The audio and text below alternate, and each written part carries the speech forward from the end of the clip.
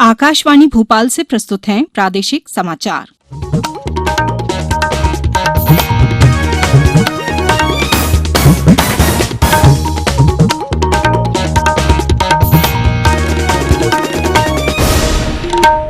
नमस्कार, समाचारों के साथ मैं राना शाहिद।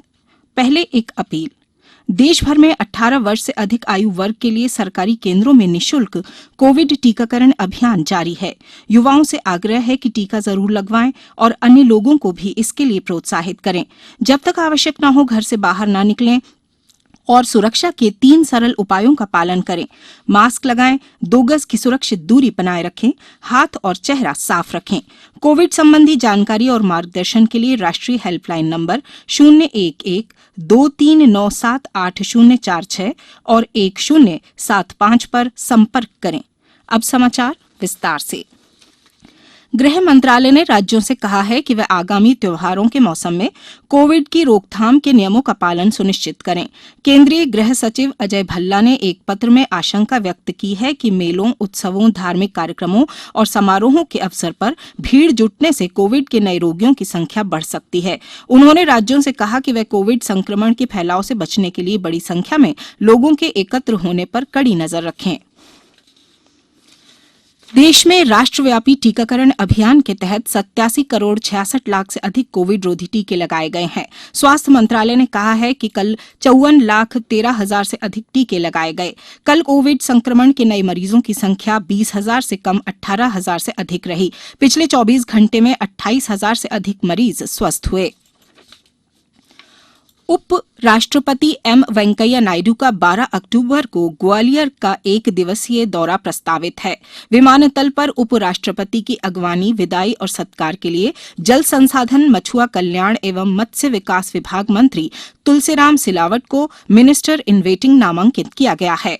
अब तक प्राप्त जानकारी के अनुसार उप राष्ट्रपति यहां सुबह 11 बजे पहुंचेंगे और एक निजी यूनिवर्सिटी के कार्यक्रम में शामिल होने के बाद शाम 4:50 पर वापस लौट जाएंगे। निर्वाचन आयोग ने प्रदेश की 3 विधानसभा और 1 लोकसभा सीट पर उपचुनाव की घोषणा कर दी है। इसके बाद वहां राजनीतिक दलों और जिला निर्वाचन कार्यालय ने तैयारी तेज कर दी है। सतना पुलिस अधीक्षक धर्मवीर सिंह ने जिले के पुलिस अधिकारियों और थाना प्रभारियों की बैठक में रैगांव विधानसभा उपचुनाव के सुरक्षा इंतजामों की रणनीति बनाई। उन्होंने बताया कि रैगांव विधानसभा क्षेत्र से लगी अंतर्राज्य सीमा को सील कर दिया जाएगा।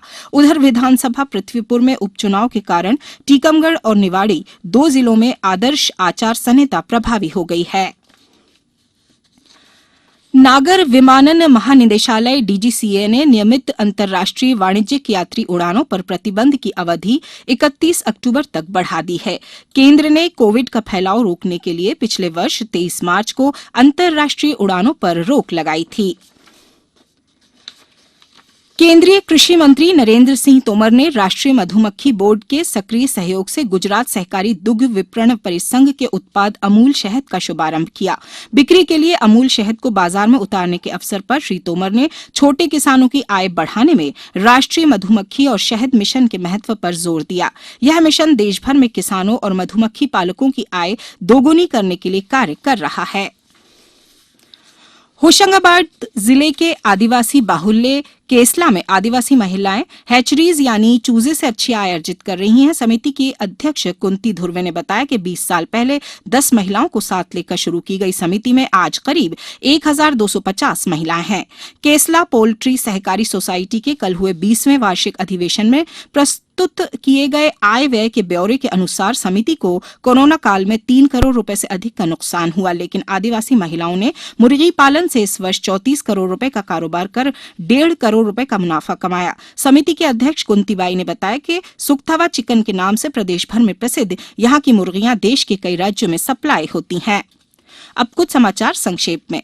कटनी कलेक्टर ने सुकन्या समृद्धि खाता योजना में सभी से सहभागिता की अपील करते हुए बेटियों के खाते खुलवाने को कहा है। इंदौर शहर में बीआरटीएस पर लोक परिवहन की बसें अब सुबह 6:30 बजे से रात्रि 12 बजे तक चलेंगी। इस बुलेटिन के अंत में एक अपील, हमेशा ध्यान रखें, मास्क और 2 गज की दूरी, हाथ धोना भी है जरूरी। नमस्कार।